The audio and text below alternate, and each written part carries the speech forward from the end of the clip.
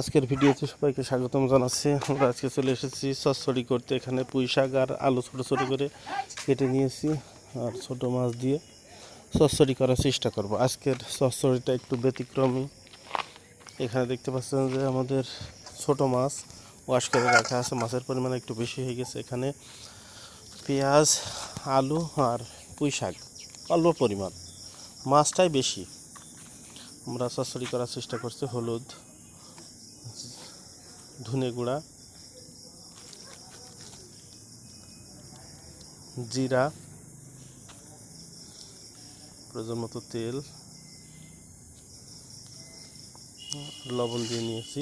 এখন এটা সুন্দর করে মাখায় নেব।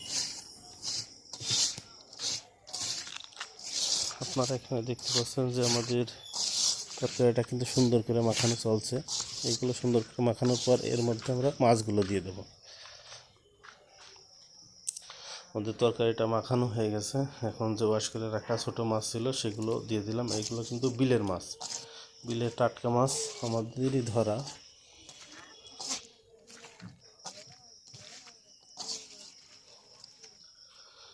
এগুলো দিয়ে আবার একটু ভালো করে নাড়াচাড়া করে দিচ্ছি, মাছগুলো যেন তরকারি সব জায়গাতে সমানভাবে চলে যায়। একটু পানি, পুঁই শাক আর আলুটা যেন সিদ্ধ হয় বা কষানো হয়, তার জন্য একটু পানি দিয়ে নিলাম।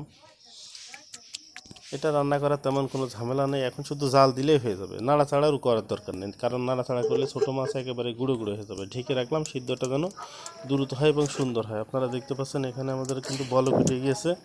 এ রান্না করতে বেশি সময় লাগে না।